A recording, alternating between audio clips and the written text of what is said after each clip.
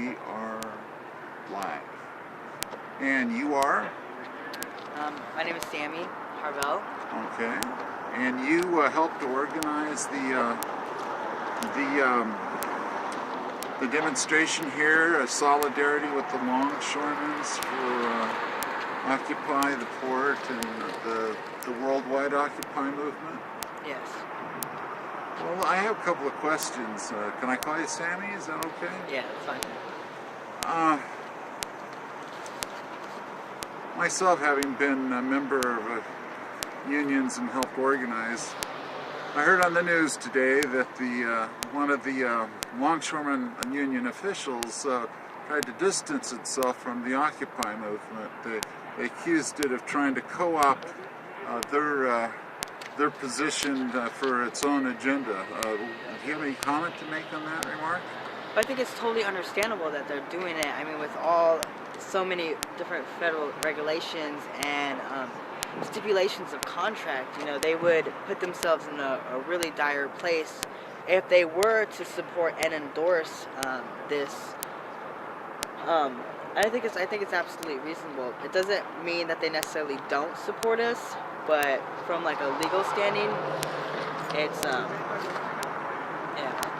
Did you communicate or work with any of them before organizing this, or was this impromptu without any discussion with any longshoremen officials?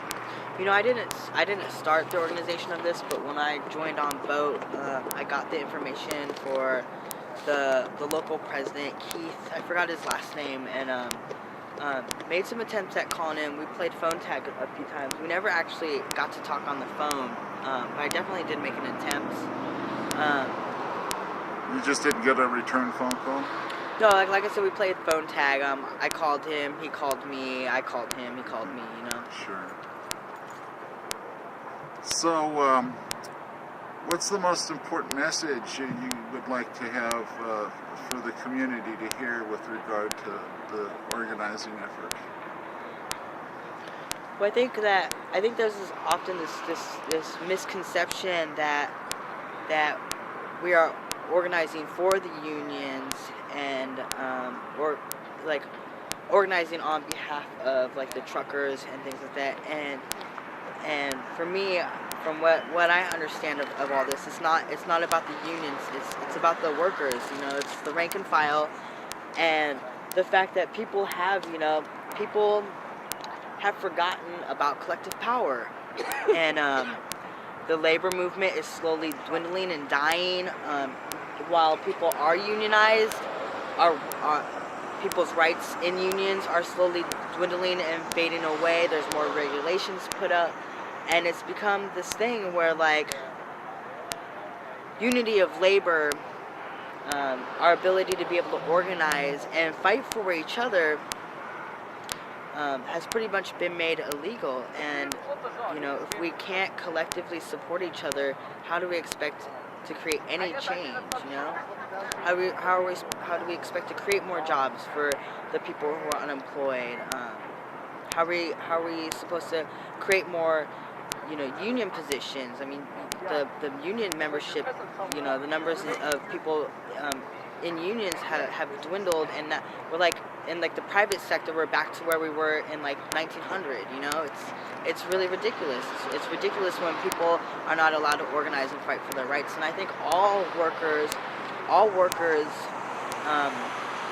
whether you're in a union or not, like we need to all stand up for each other. We need to all stand up for our basic rights.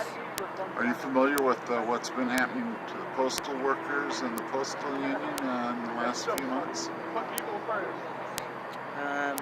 Not eliminating 225,000 jobs in the post office, changing their collective bargaining rights, gutting the pensions, offering new hires half the benefit or no benefits and half the wages, and a lot of the union membership panicked and voted for that contract back in April, the postal union.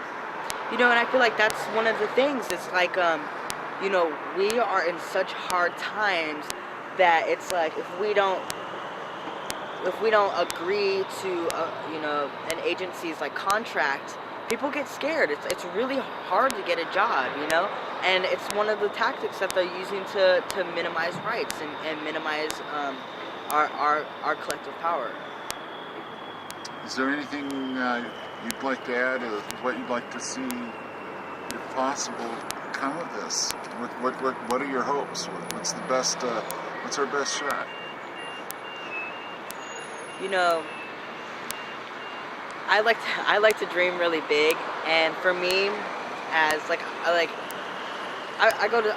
I'm just about to finish with my associate's applied science degree in welding. I'm a future union member, hopefully myself, and I have absolute faith in this movement, because I'm afraid that if I don't, then, you know, it's nothing but downhill from here. And people are like, you know, a lot of people talk about waiting until things get worse before people are actually going to stand up and do anything about it. And my question is, why do we have to wait?